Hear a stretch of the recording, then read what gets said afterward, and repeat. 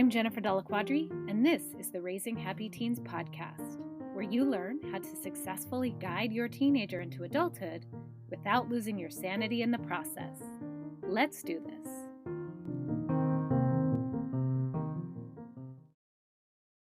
Welcome back to the podcast. If you read the title of this episode, you are likely interested in figuring out how to manage your teenager's screen time. One of the biggest struggles the parents I work with have is how much is too much? How do I get my teenager off of their phone? How do we end these screen time battles? We all have those challenges, and it's one of the biggest issues facing parents today. They want their teenager to have access to a phone. They want them to learn how to use technology and computers, and they need it for school. But at the same time, they see and they feel like it's really impacting their quality of life and their relationship with their teenager. They're just not as connected. Their teenager is distracted. They're on the phone too much. They're on the screen too much. And that is what I'm talking about in this episode, all about screen time management. And before I get to introduce you to my guest, I wanted to remind you that in September, I'm going to be hosting a workshop for parents called How to Talk So Your Teen Will Listen. So if you are having screen time battles, you're going to want to participate in this workshop. I'm going to teach you exactly what to say, how to say it, and how to show up so that your teenager will actually hear what you're saying when it really matters. And when it comes to screen time use, it really matters. You want to end those screen time battles. You really want them to respect what you're saying and hear what you're saying so that their quality of life improves and your connection with them improves as well. There is a link in the show notes to sign up for the wait list. The doors are going to open up soon. If you want to be the first to be notified of this workshop, go down to the show notes and join the wait list. And I'm excited to see you there. Now on to my guest, Emily Cherkin. She is also known as the Screentime Consultant. Emily is a world-renowned screen time expert with the accessible voice of someone who understands the struggles of becoming more tech intentional, both as a teacher and as a parent. Emily's book, The Screen Time Solution, a judgment-free guide to becoming a tech-intentional family, is an Amazon bestseller and available anywhere books are sold. Emily and I have a great conversation in here as two former teachers and also parents of teenagers, and you're really going to learn a lot from Emily. So without further ado, let's dive in.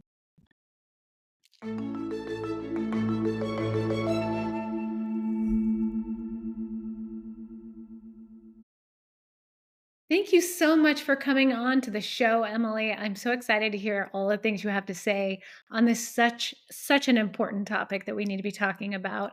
So thank you so much for coming on. And as we dive in, if you wouldn't mind just taking a moment and telling my audience just who you are and what got you into this line of work and everything. Yeah, exactly. It's an unusual title. So I'm Emily Cherkin, the screen time consultant, but I'm a teacher by training. So I actually spent 12 years in the classroom from 2003 to 2015 working with middle schoolers, which is my favorite age group, not everyone's.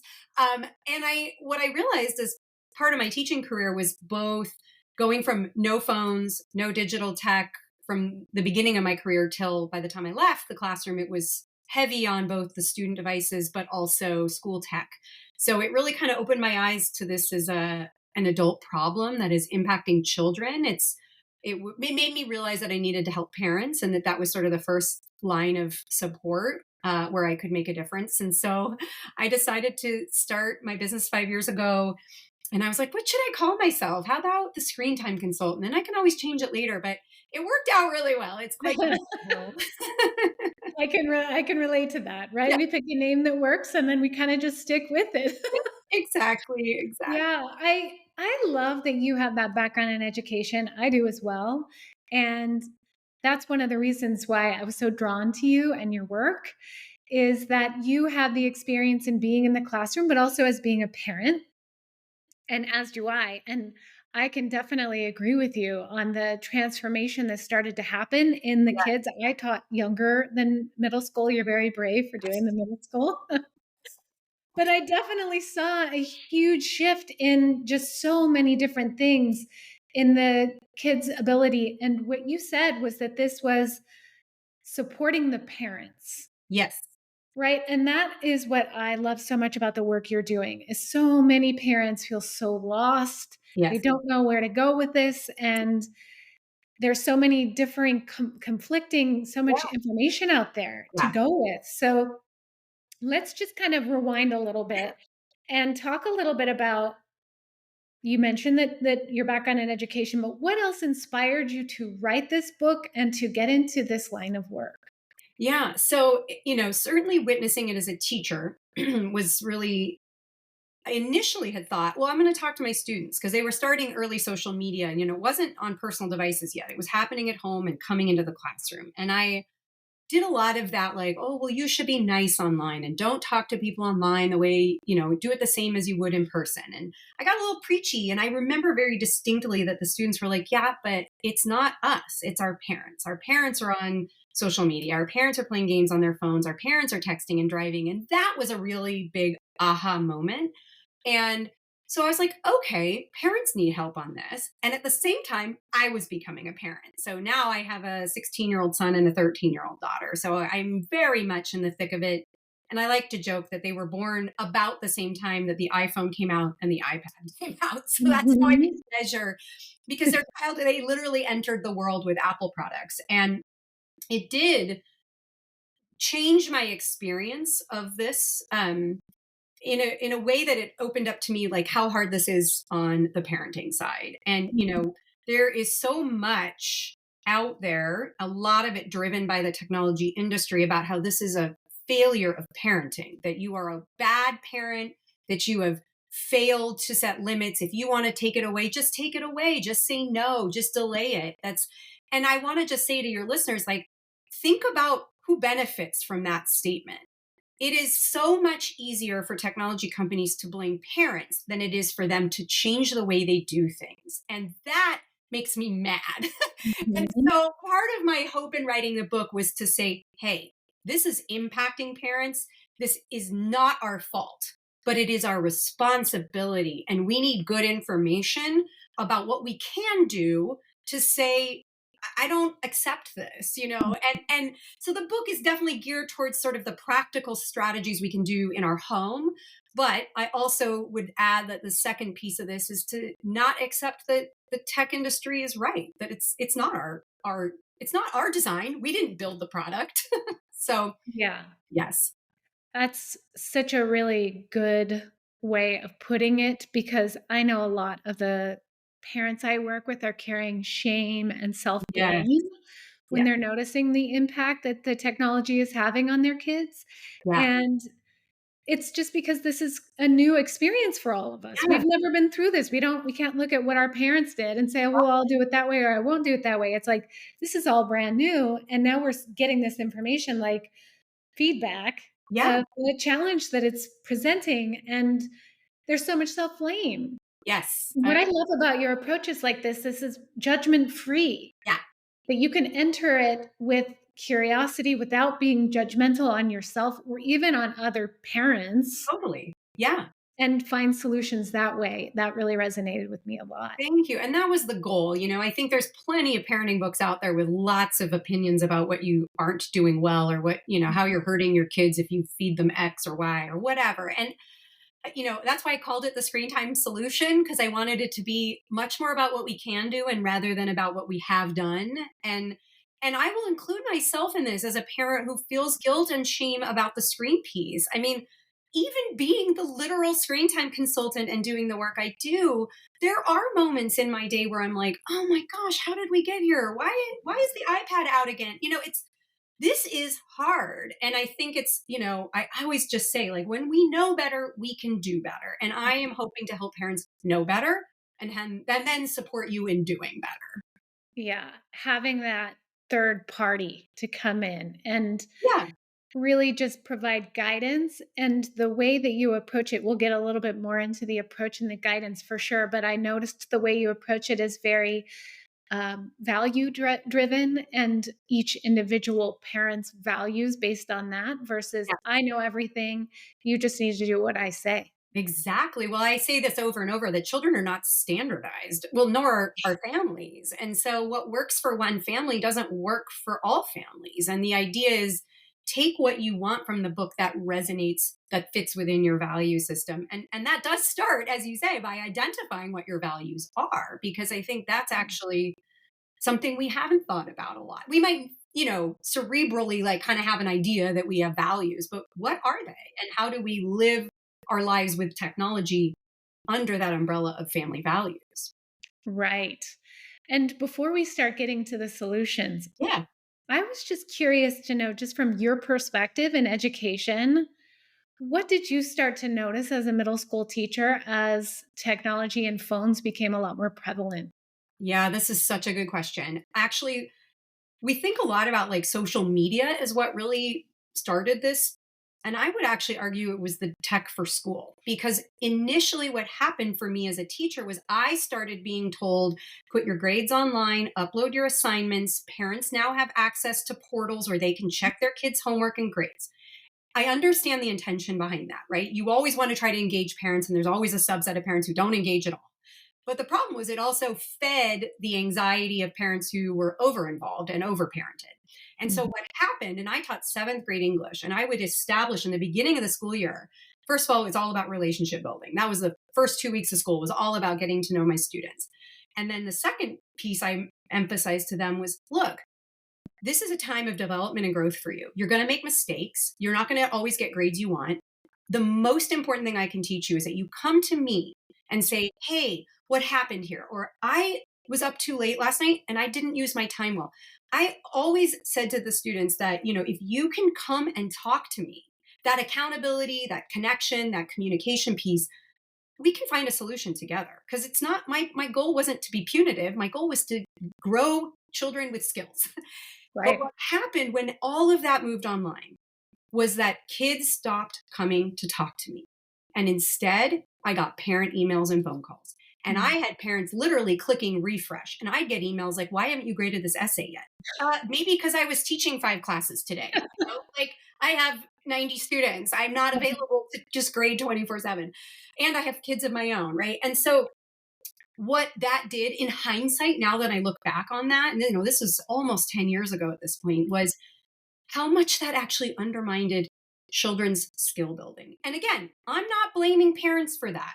Schools gave you the tool to do that without really thinking of what impact it would have.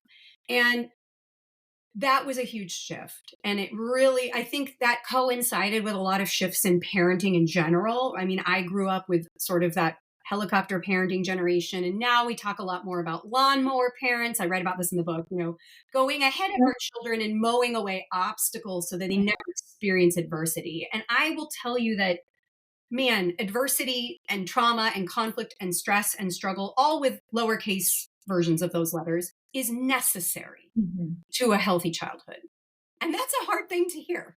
It is. It's a hard thing to see too, Yes. right? And the whole idea of being anti-fragile means being able to have those experiences, those adverse life experiences with a lowercase t, so that you can learn that you can go through it. Exactly. And Exactly. it's almost like it was a snowball effect of all these things kind of coming together to create this situation where parents were over involved and becoming more anxious, and therefore the kids became more anxious, Yep. and then it all just kind of spiraled. So And then you throw in a pandemic, which drove all to our screens even more, right? So it was exactly. something that, people often blame the pandemic for this problem. This was a problem before the It pandemic, was, yeah. and those of us who were working on this issue and writing about it know that this has been happening for 10 years or more. I mean, 10 years really is kind of the era that we're looking at, but the pandemic didn't help.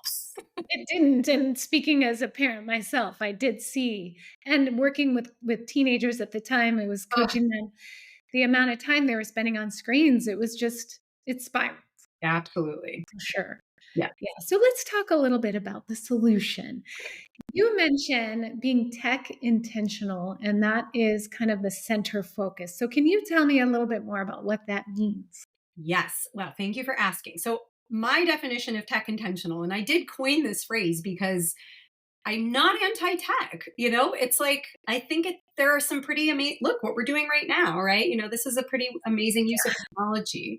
But being tech intentional to me means, using technology in a way that aligns with our values, that prioritizes healthy development, that's rooted in research, and delaying and limiting technology. And this could, again, technology can mean a lot of things, right? That Mhm. interferes with that. And I really believe that when parents set limits and are intention and that we can talk about what that looks like too, are intentional about how they approach it, we're setting our kids up to be successful adults. I mean, it is, in my mind, kind of the biggest fight or challenge of our parenting era Mhm.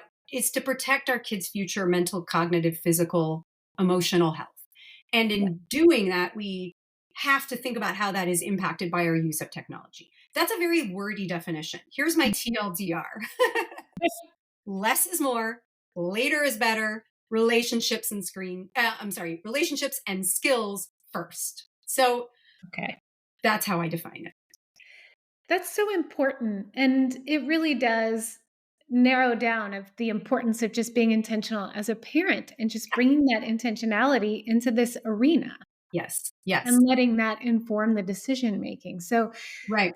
there's the judgment free, Yes. there's being intentional, Yeah. right? This is what I loved about your approach. Thank you. Right? Yes. It very much resonates with me, and I'm sure will resonate with my audience as well. Yes. So, one thing I was actually surprised about, and this is something that I know comes up with, like, my husband, for example, who's a very techie guy. He was, like, on the very forefront of tech growing up, right? Yep. So, he knows a lot about it. Yeah. Whenever I talk about reeling back the access, he's like, "But it's important for them to learn these things, and technology is so important for their future," right? And so, he's got a good point. And when you were talking about how to involve that when it comes to being smart and also learning how to implement it, Hmm. how can parents approach this? What would be the way to approach this so that they're still getting the skills, but it's not overriding their entire Yeah. development? And I get asked this all the time. And I would playfully ask your husband what technology skill he learned in sixth grade that is applicable to his life today. Because I would venture that Yeah. the skills he learned in sixth grade or 10th grade or whatever age that have affected his ability as an adult to function in the world are much more rooted in real world skills like social and emotional skills, executive function skills, you know, people skills. And this is the third part of my TLDR, which is skills before screens. Mm, I'm not anti tech, but I am definitely a fan of prioritizing certain skills before we offer the technology as a way to say we're prepping them for the future. So, first of all, technology changes by the minute, right? So whatever they're learning or using now is going to be completely different in a year and in 10 years. And so I would, and the other thing that I would say is while schools rely on that argument to say, oh, or parents even, well, they need to learn these things for the future. That's not what's being taught. The skills that are going to matter for their future tech success should include things like typing. Can I tell you how many children are given devices for school but never taught how to type? right. That is a skill that needs to come before the screen. Right. That's one example. The other ones I would throw in there are research, Yeah. citing your sources, understanding mis and disinformation, critical thinking. Mm, None of that needs to start on the screen. The screen could be used yeah. as a way to demonstrate and practice some of those skills. But if you have neglected those skills first and give the screen, and then you get mad when a kid is plagiarizing or misquoting or worse, just using AI, then Yeah. we can't blame them. I mean, we didn't set them up for success, we set them up for failure. So, it's yes, we live in a digital world, but child development is not changed. Technology has. What kids need to thrive and to be competent and, have healthy relationships as adults isn't going to start by basing it all in technology. That's a really good point, and it makes total sense. And through the lens of working with young kids that I had, the skills they need are gonna be the same. Yeah. And as they go into middle school, your background, it's still going to be the same. It's knowing how to discern information and incorporate it into your life and having, like you said, those executive functioning skills to be able to make choices and make good choices, and also be able to bring it into your own line, like your own thinking process, and discern for yourself what Yeah, to believe, right? absolutely. And I think what often gets missed in this conversation is adolescence and puberty. Because Mhm. what we know is most kids are getting their first, well, it's younger and younger, but first devices pre middle school or right at middle school, which also happens to be an incredibly big shift in their brain development and hormones. And so, one of the things that I think is so hard for parents is how much of what I'm experiencing as a parent with my middle schooler or high schooler is related to the screen, and how much of this is just normal adolescence, Yeah. And it's very easy for us to say it's all the screen because we haven't parented this child through this developmental stage yet. And Right. so I think that's what makes it so challenging as kids get older with the digital tech piece is how do you untangle what's normal? It is Mhm. normal for teenagers to not like what you say, to be sassy, to roll their eyes, to say you're the worst parent in the world, to Yeah. even be able to articulate they know right from wrong and then do the opposite. It's act first, think later. And that's brain development. Yeah. So we can't be surprised then when they do really stupid things online. Yeah. And so punishing them for that, and I'm speaking both from the school side and the parent side, is actually really out of alignment with what the brain is doing and what they need to figure it out, like how to navigate the world. It's not going to solve it or prevent it from happening again because making mistakes is part of growing up. Yes. Just that the stakes are so much higher when we talk about digital tech and the internet and social media. The stakes are Absolutely. so much higher. Yes, completely agreed. So I know my listeners are probably wondering, well, what do I do? How and Yeah. I've got some in my audience who maybe have not introduced a bunch of tech, but the majority of them, their kids already have a phone, and they're like, what am I supposed to do now? I can't just take it away from them. Right? Mhm. So the guidelines can be clear on when to introduce it, but what about those parents who are already in the middle of it? Their kids already had almost free range with a phone. Yeah. Where would you recommend that they start? Well, this makes me think of one of my favorite tips in the book, which is the phrase, I forgot to teach you. Because really what happens in families is that we get mad at our kids and we fight about the device, right? Put your phone away, turn off the game. You're up too late. You're not listening. All of these things. What if we reframed it as, oh my gosh, I learned something new as a parent. And I forgot to teach you that when you're sitting at the dinner table and you're looking at your phone, it feels really disrespectful. I forgot to teach you that. That is so disarming. And the goal here is we don't want to escalate the conflict. The tension's already there, right? I mean, kids know they're immediately defensive because that's what it's been rooted in is all of this conflict. Plus, we know their neural pathways have been hijacked, so they're especially sensitive to that. Mm. If we frame it as I'm a parent, I've learned some things too. I'm not perfect. I want to talk about this. I think the other thing that's really helpful is I get two questions all the time. Two questions I get are how much is too much and what parental controls do I recommend? Yeah. And I want to talk about the questions I would rather parents answer. And this is especially going to be true for those older kids. So I write a lot in the book about parental controls and my reluctance and skepticism of them because if they worked, I wouldn't have this full time business. Let's Yeah. just say, right? But the other piece of it is that it doesn't exempt us from the parenting. And parenting, healthy, strong parenting is and childhood is rooted in healthy, strong relationships. So Mhm. the questions I would rather a parent asks are, do you know how your child is spending time online? And do you have a good relationship with your child? And it isn't so much about the total number of hours because look, honestly, watching a documentary about whales is very different than scrolling through TikTok for an hour in Yeah. terms of focus and attention and content. So when we talk about number of hours, it's just so nebulous. It just doesn't Mhm. necessarily give us enough information. I Okay. think the focus on what are they doing online, parents will say, well, that's what parental controls are for, right? I can see. No, the reality is parental controls are a lot of work for you as a parent. And let me just tell you that every parent I've talked to said, oh, well, my kid found the workaround. I mean, Yeah. just figure out what parental control you're using, Google how to hack it or work around it. And there's solutions all over the place. Your Right. kids are doing that. And so, if it's a healthy relationship, that's going to be one rooted in trust. And I know that's scary. And I know that parents want to track their kids, that's why they have the GPS features on these phones.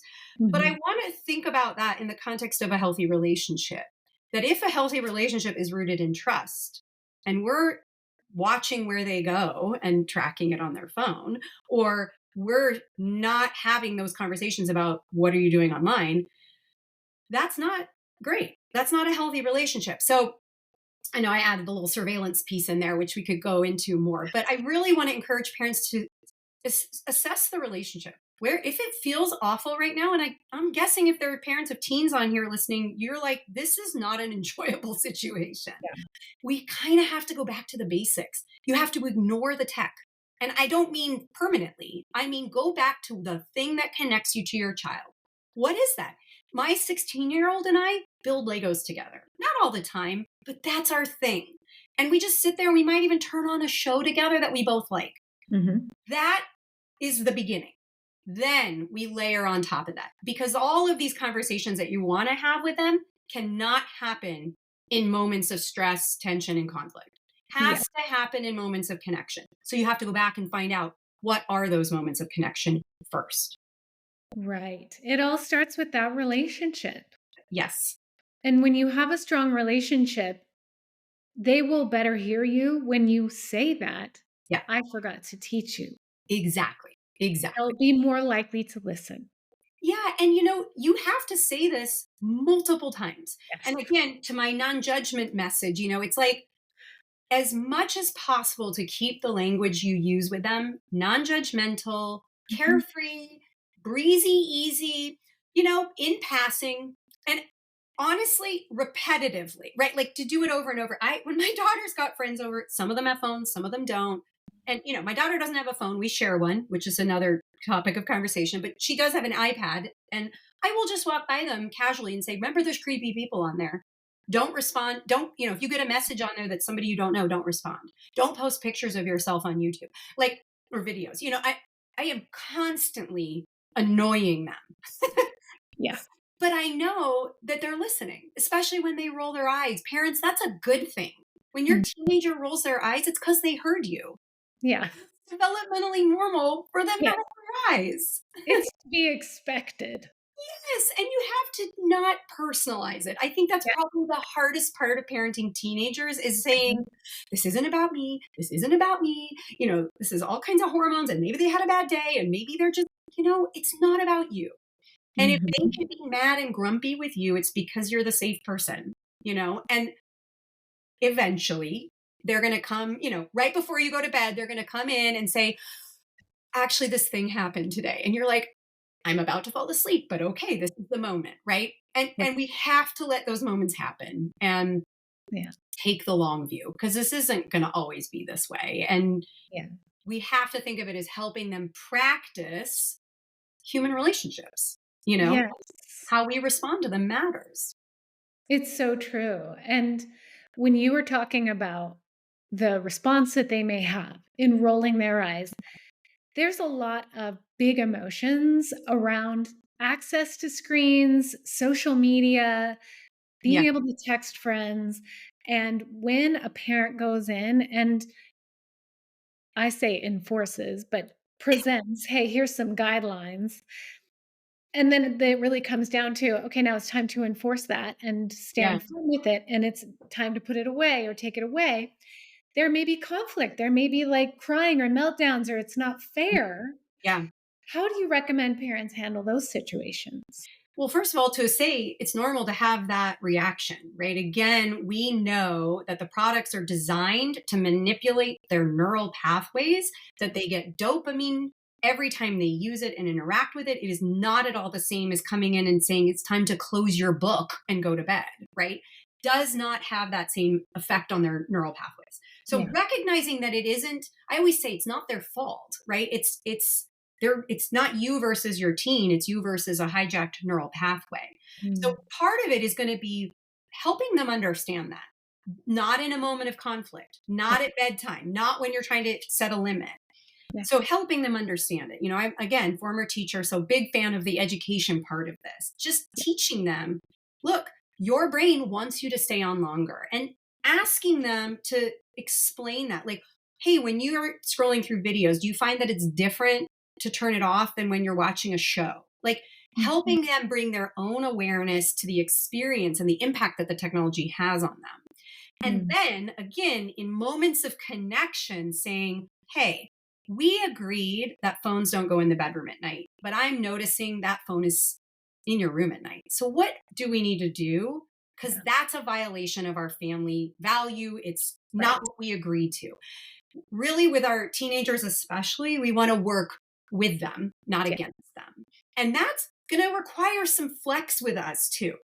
Yeah. That being said, I think that parents are also afraid to say no. And I will Mhm. say for your listeners, the younger your child, the easier it is to establish that now. Yeah. Because, of course, again, with the teen brain development and adolescence, it gets much harder and it's normal for them to rebel. Right. So, one thing I love to always ask parents to consider is, where does your phone live at night? Because Mm. kids should not have phones in their room at night, but neither should adults. And Yeah. I do a survey of parent communities every time I do a school talk. 95% of parents admit to having their phones in the room at night. Yeah. So again, I'm not judging you. You're not alone. You're very much in the majority if you do that, but that is a simple fix. And the reason I suggest starting there is because you are showing your child you Yes. are willing to also make adjustments. Like, this is hard for you too. And I Mhm. would make a big deal of it. I'd say, I notice that when I am doom scrolling before bed, I don't sleep as well. So Yeah. I'm going to put my phone in the kitchen.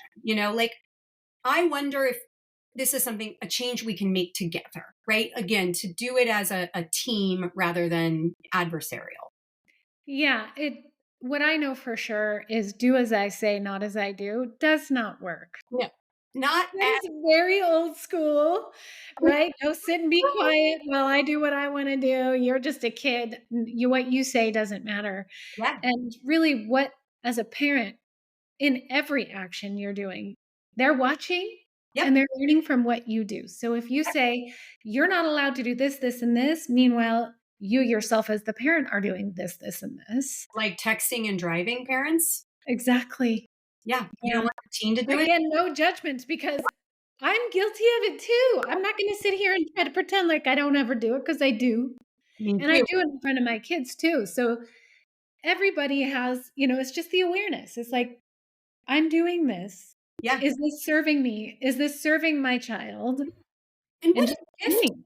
what a gift to give your child, that you can show them that you can be a good person who makes mistakes. Yeah. Because what freedom that is for them. They're Mm, going to make mistakes. They right, need to know that making a mistake doesn't mean the end of the world. And, right. again, to go back to the problem of social media and brain development, when you screw up online and those stakes are high, kids are doing drastic things in response that don't match what it would have been in the real world, right? The Right. embarrassing moment in middle school.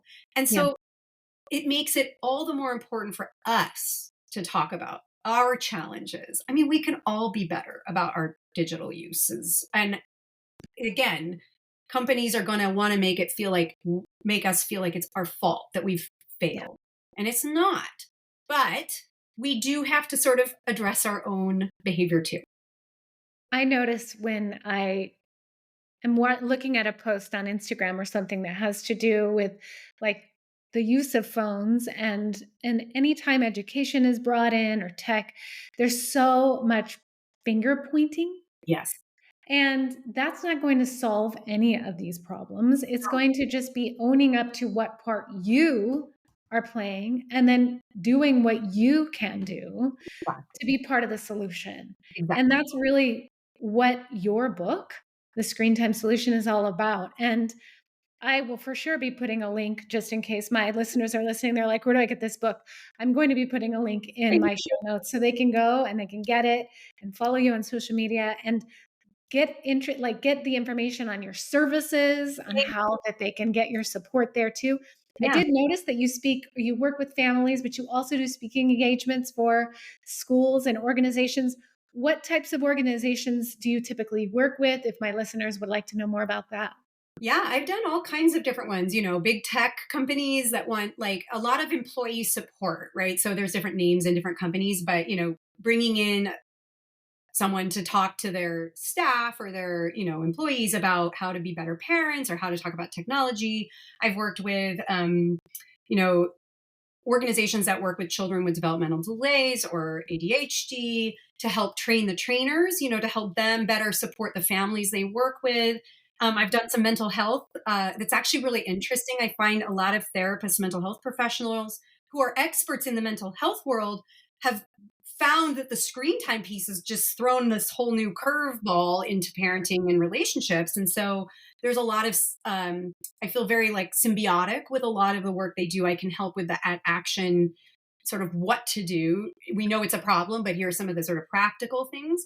And I do school presentations. I love coming to talk to K through 12 really. And one of the things I do before I come is I do a survey of the parent community, often also the teachers and admins, and sometimes the students. It depends on what the school wants. But then I take that data and I fold it back into my talk. So it's a very highly customized talk, and it really paints a picture of your community. And the thing I love about it is it normalizes it for a lot of parents who feel very isolated and ashamed and embarrassed. Like, I'm the only one. You're not. And I'm here to tell you, you're not. Like, I'm talking all day, every day about this to parents who think they're alone and they're not. And so, I think that's the good thing about all this is like, finally, we're sort of talking about it. And, hopefully the shame and stigma will go away as we realize that, like, we're better at working together to solve this than feeling Yeah. so alone.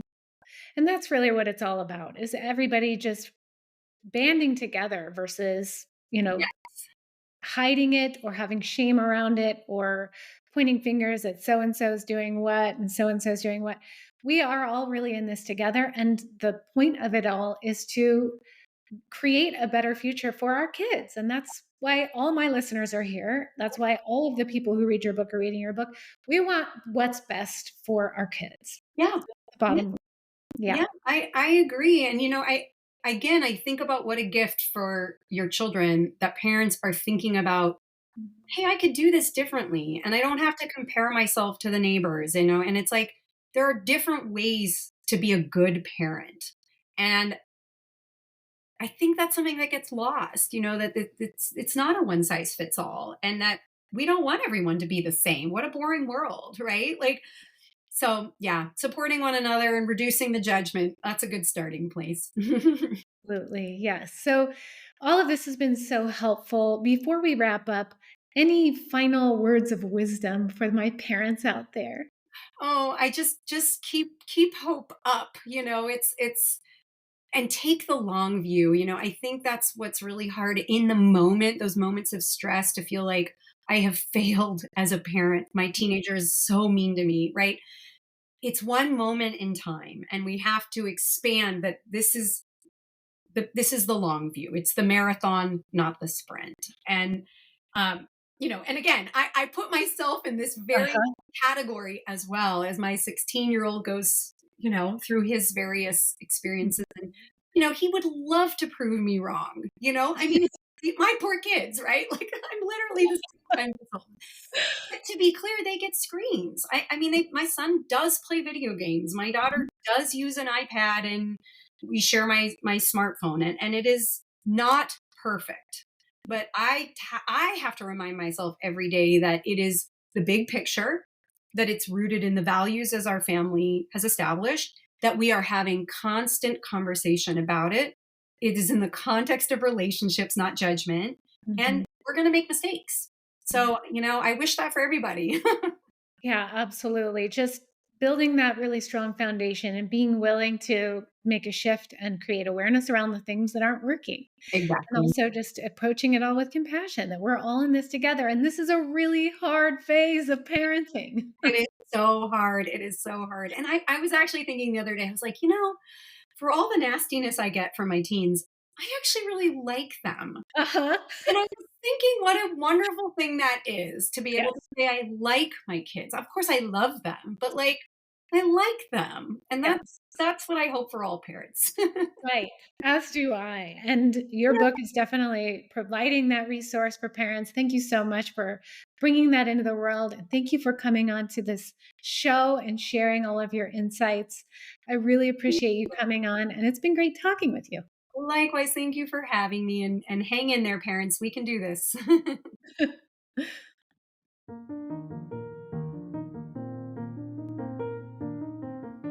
If you liked this episode, I'd like to invite you to join Raising Happy Teens, my free online community for parents of teenagers, where every week I host Ask a Coach. You bring your parenting questions, and I provide expert advice and coaching.